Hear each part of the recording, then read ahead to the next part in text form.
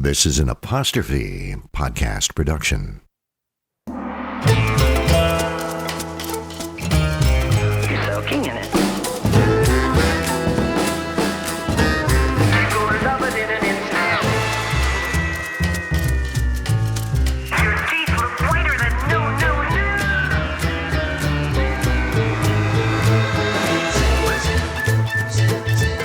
You're not you when you're hungry.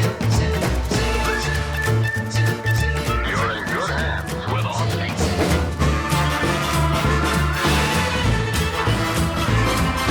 You're under the influence with Terry O'Reilly.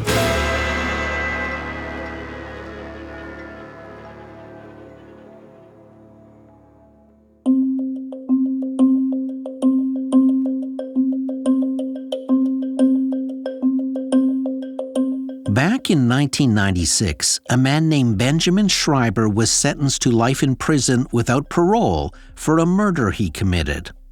He was being held at the Iowa State Penitentiary. In March of 2015, he was rushed to hospital after suffering seizures and a high fever. He was experiencing septic poisoning. When he lost consciousness, a staff member called Schreiber's brother and alerted him to the situation. The brother said to try and ease Schreiber's pain, otherwise, you are to let him pass, as Schreiber had a do not resuscitate order on file. Schreiber's heart then stopped beating. At that moment, the hospital resuscitated him, against Schreiber's stated wishes. When Schreiber eventually recovered and was sent back to prison, he filed a motion to be set free. He made an argument to the appeals court in Iowa, saying that when he briefly died at the hospital that night, he had served out his life sentence, that before he was revived against his will, he had completed his obligation to the state. His life sentence had expired. It was a fascinating conundrum. If you were sentenced to life in prison and you spent a good chunk of your life behind bars, then you briefly died, has the life sentence been completed? And if you were somehow brought back from the dead, should that be considered a second life, separate from the first? That was the question put before the three-judge panel. Ultimately, the appeals court said it did not find Schreiber's argument persuasive. The ruling went on to say that Schreiber is either still alive, in which case he must remain in prison, or he is actually dead, in which case this appeal is moot. A professor of law added that if people were considered legally dead before being resuscitated, it would create a web of problems, not just in criminal cases, but also for insurance and inheritance claims. He also added that Mr. Schreiber would still be considered alive, eliminating the possibility of organ donation, making it hard to consider him dead for the purpose of serving a life sentence. According to the New York Times, Schreiber's case was not without precedent. Another man was convicted of killing 2 New York police detectives in 1962 and was sentenced to life in prison. In 1988, he petitioned a court in upstate New York to release him, arguing that he had died when his heart stopped during emergency surgery. Therefore, he had completed his life sentence. The judge in that case ruled against the inmate too, writing that he did not legally die, as his presence in this courtroom indicates.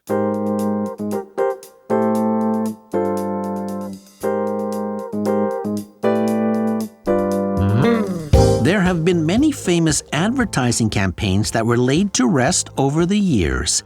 Then suddenly, they were brought back to life. Sometimes it was because the commercial idea was too good to bury. Sometimes it was because something big triggered an opportunity in the marketplace. And other times, old campaigns get a second life because the general public simply won't let it die. You're under the influence.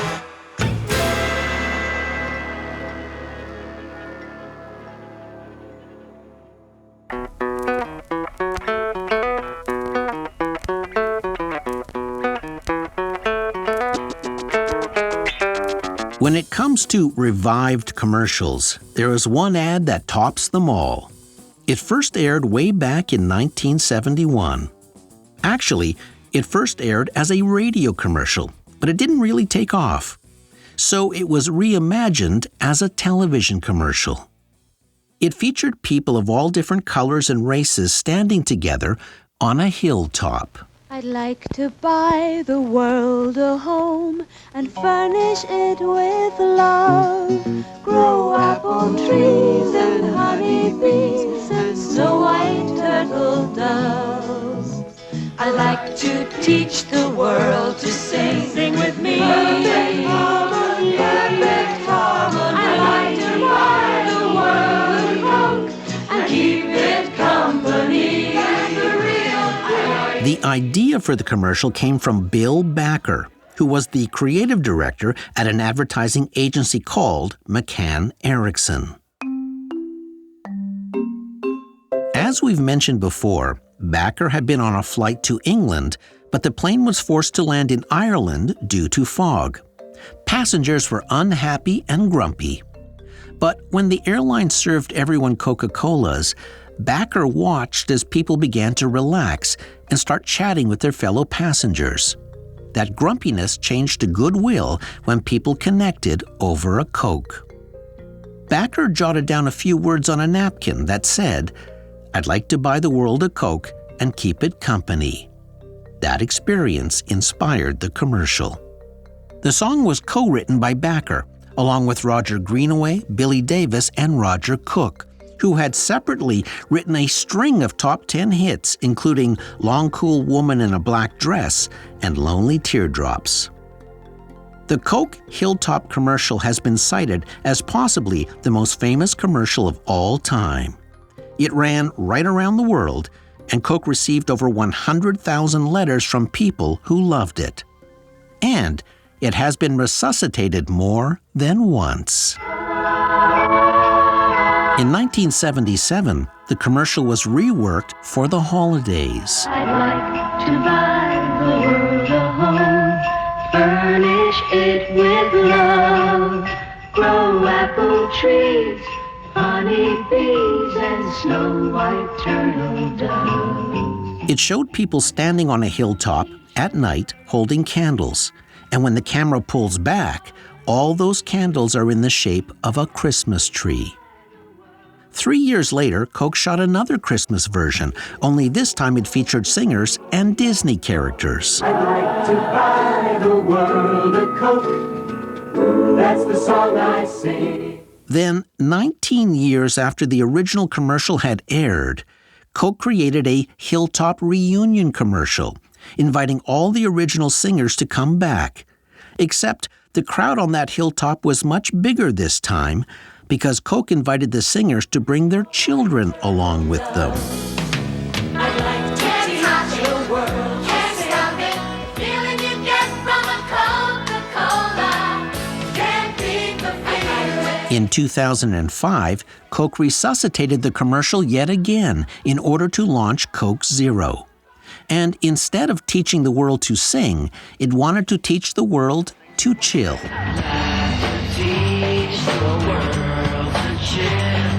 Take time to stop and smile. I'd like to buy the world a Coke and chill with it a while. In 2011, for Coke's 125th anniversary, Coke created a commercial using the original song, but peppered the ad with images from over the last century. Then, in 2012, Google partnered with Coke to revive the Hilltop commercial in a brand new way. First, they recruited Harvey Gabor, the original art director who worked with Backer on the 1971 commercial. Then, using digital technology and specially designed vending machines, they figured out a way for people to pick any country around the world and send a free Coke to a stranger they've never met. The app let users see the Coke digitally winging its way across the world to a specific Coke machine in a foreign country. Those special Coke vending machines contained a screen where senders could write a personalized message with their Coke delivery. And Google Translate converted the messages on the fly to that country's language. Recipients could write a thank you message back and send a video of them getting their surprise free Coke. Thank you, that's the best Coke I've ever had. It was a remarkable feat of technology. And finally, you really were able to buy the world a Coke. Then, in 2015, Coke's Hilltop commercial re-entered the zeitgeist once again. In the widely viewed final episode of Mad Men, a very troubled Don Draper goes to a retreat to meditate to try and find some inner peace. While sitting cross-legged and meditating on a hilltop in the final scene of the final episode, a smile slowly unfolds across his face. The next thing we see is the famous Coke Hilltop commercial. I'd like to buy the world a home. In the fictional world of Mad Men, it wasn't madman Bill Backer who came up with the idea. It was Don Draper. And now everybody was talking about Coke's Hilltop commercial again, 44 years after it first hit the air.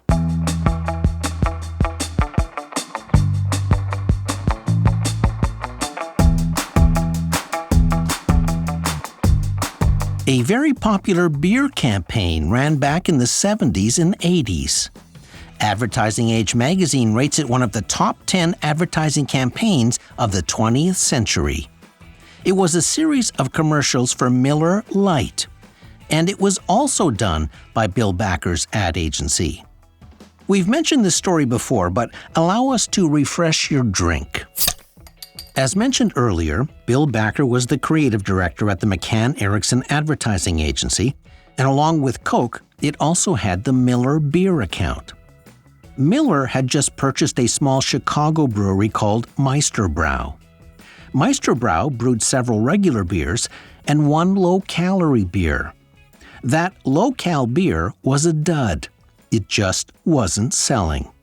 And another low-calorie beer from a different brewery had tanked not long before. The problem was the advertising had been aimed at dieters. But the target market, which Miller called two-fisted drinkers, simply had no interest in dieting. But even though Miller's new low-calorie beer wasn't doing well, research revealed that 90% of Miller drinkers had tried the low-cal beer once. Just once. But they had tried it. That was interesting. The president of Miller had a gut feeling that light beer could be sold to Miller drinkers if it was positioned differently in the advertising. So he told Backer's ad agency to find a way to tell beer drinkers that Miller Lite tasted good and wasn't watery. The ad agency tried, with 5 different ideas. Miller didn't like any of them. So the ad agency regrouped one last time and looked into the sales of Miller's newly purchased light beer. They were dismal everywhere, except for one place, a small steel town named Anderson, Indiana. The ad agency dispatched its researchers to visit Anderson to figure out why the light beer was doing well there. They discovered something very interesting. The steel workers liked the light beer because it left them less bloated, and less bloated meant they could enjoy more beers. They had no interest in low calories, dieting, or watching their waistline. They just liked to feel less filled up when enjoying a few brewskis after work. That was the key insight. Bury the low-calorie story inside a less filling premise. From that was born the famous tagline, Miller Lite, everything you always wanted in a beer, and less. But Backer's creative department couldn't figure out an amusing way to tell that story in an advertising campaign. The Miller folks suggested a jingle. But singing about 1/3 less calories and no carbohydrates makes for a pretty lame song. Then one of the ad writers had an idea. What if every commercial had people arguing back and forth? One side would say tastes great, and the other would counter with less filling. Then they had another idea.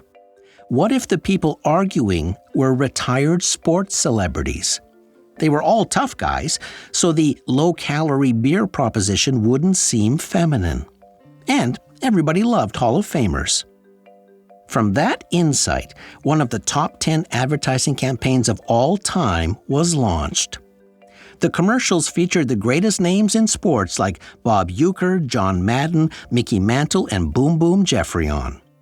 In this one, Yankees owner George Steinbrenner argues with Yankees manager Billy Martin. You know, a lot of people think Billy and I argue all the time. Actually, we agree on just about everything, right, Bill? Yeah, you betcha, George. We even drink the same beer. Light beer from Miller. Lite's got a third less calories than their regular beer, and it's less filling. And the best thing is it tastes so great. No, George, the best thing is less filling. No, Bill, it tastes great. Less filling, George. Billy, it tastes great. Less filling, George. Billy? Yeah, George. You're fired. Oh, not again. Light beer from Miller. Everything you always wanted in a beer, and less. That campaign ran for 15 years, from 1975 until 1990. Then it was retired. But this year, it rose from the dead. There are two reasons it came back.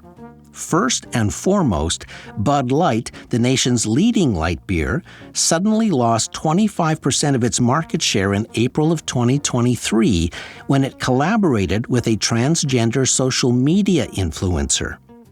The brand faced an immediate backlash from conservatives and a boycott from die-hard Bud Light drinkers. Sales plummeted. That opened the door for other light beers, like Miller, to grab that market share. Secondly, for more than 30 years, beer drinkers still reference the "tastes great, less filling" commercials in focus groups and research. They still loved it.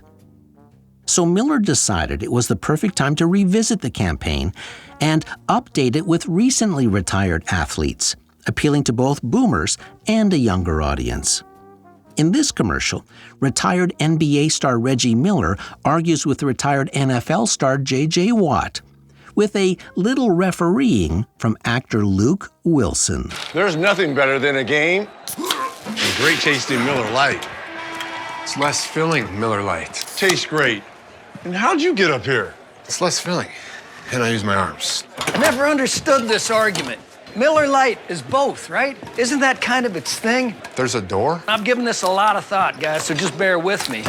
Let it be both, all right? Miller Lite sales shot up 11% immediately. And the campaign promises to utilize a whole new world of Miller Lite All-Stars.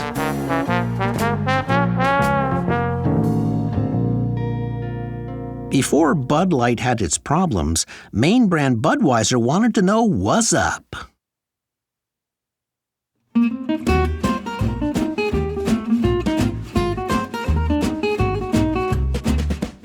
Before Budweiser had its Bud Light controversy, the beer brand brought back one of its most popular advertising campaigns. Back in 1999, a young film director named Charles Stone made a short film so he could use it to shop around to Hollywood studios. The film was titled True, but it was famous for introducing the world to a different word. Hello? What's that? The film was based around the word "what's up," which Stone and his buddies used to say all the time. When the folks at Budweiser's advertising agency saw the film, they approached Stone about modifying it to become a Budweiser commercial. Charles Stone himself is the first person you see in that classic commercial. Hello? Hey, who? What's up? Nothing, B. Just watching the game, having a bud. What's up with you? Nothing. Watching the game, having a bud. True. What's up? Yo, who's that? Yo, pick up the phone. Hello? What's that? What's Up became an advertising phenomenon.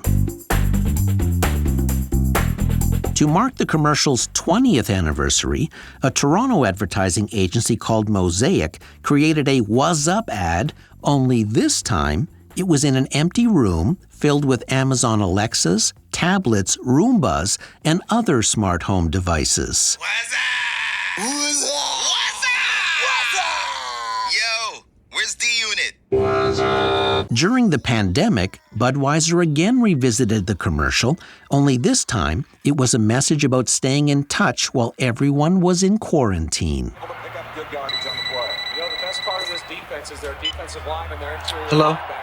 Hey, who? What's up? Nothing, B. In quarantine. Having a bud. What's up with you? Nothing. Quarantining, having a bud. True. And this version had a new ending. So you okay, B? I'm good, B. Just quarantining, having a bud. Thanks for checking in. Words on the screen said, "Buds support buds. Check on yours." Hashtag together at a distance.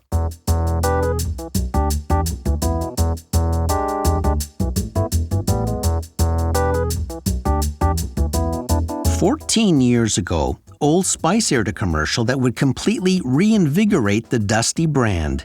You may remember it. Hello, ladies. Look at your man. Now back to me. Now back at your man. Now back to me. Sadly, he isn't me.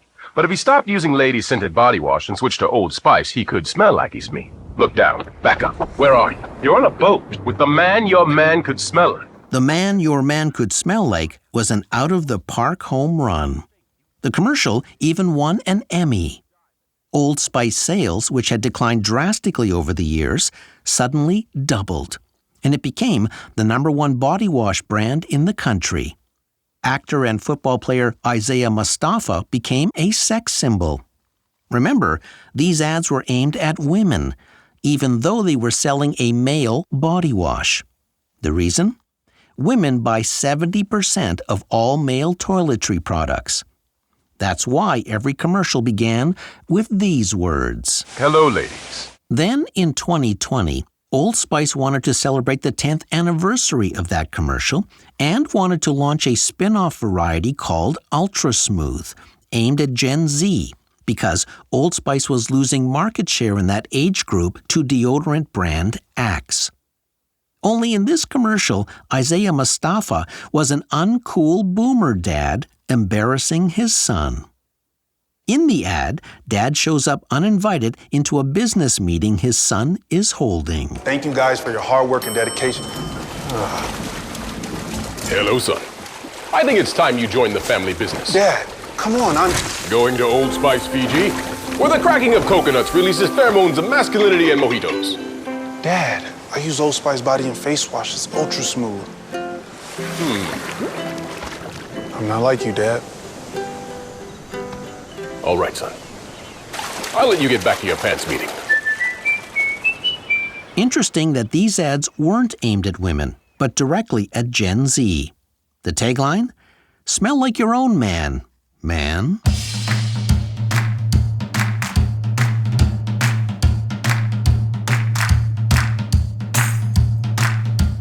When it came time for Pepsi's 125th anniversary last year, the soft drink company decided to revisit some old ads. Pepsi has a long history of using great music in its commercials. So when MTV held its annual Video Music Awards, Pepsi decided to dust off some of its iconic music ads, including Tina Turner's Taste for Pepsi commercial from 1986. And Ray Charles' The Right One Baby Pepsi ad from 1991. Pepsi dug up the classic 1989 Robert Palmer Simply Irresistible ad from its archives. And while Michael Jackson was noticeably missing, Pepsi did revive a controversial commercial. Back in 1989, Pepsi paid Madonna $5 million to endorse Pepsi and debut her new song, Like a Prayer, in a commercial. That commercial aired during the 1989 Grammy Awards.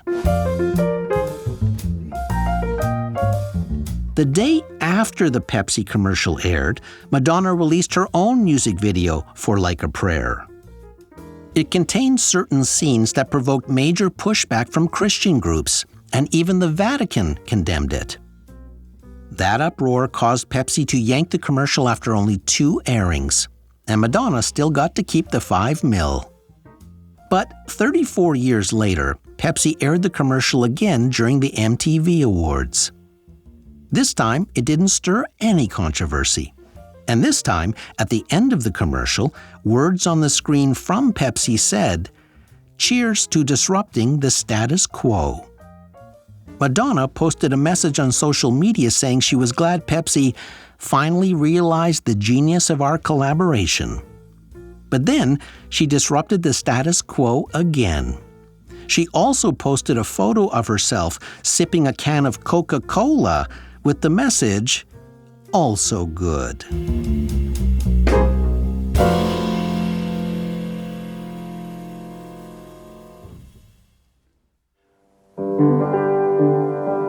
I'd like to build the world a home and furnish it with love. Grow apple trees and honey bees and snow-white turtle doves. That is the late, great Bill Backer singing the song he co-wrote for the world's most famous Coke commercial. It may just be the most revived, most resuscitated commercial of all time. It was also a daring commercial for 1971, showing a Swedish person standing next to a Nigerian, standing next to a Chinese person. And that may be one of the main reasons it keeps getting remade and reimagined. That message of unity gets more urgent with every passing year. Backer's other campaign for Miller Lite was also a landmark because Tastes Great, Less Filling literally invented the light beer category.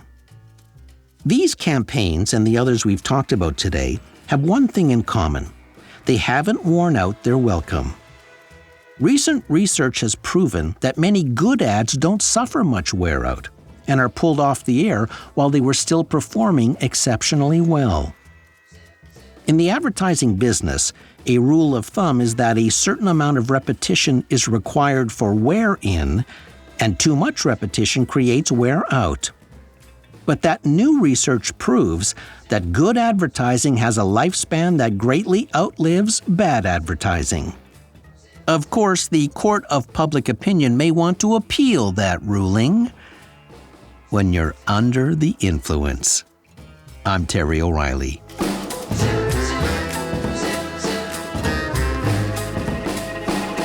This episode was recorded in the Tearstream Airstream mobile recording studio. Producer, Debbie O'Reilly. Sound engineer, Jeff Devine. Research, Allison Pinches. Under the Influence theme by Ari Posner and Ian Lefevre. Tunes provided by APM Music. Follow me on social at Terry O Influence. This podcast is powered by Acast. By the way, you can now listen to our podcasts on our Apostrophe Podcasts YouTube page. And if you'd like to read next week's fun fact, just go to apostrophepodcasts.ca and follow the prompts. See you next week. Hey, this is Elizabeth from Seattle, Washington. Fun fact. The Coke Hilltop jingle became a top 10 song on the Billboard charts and sold 12 million copies.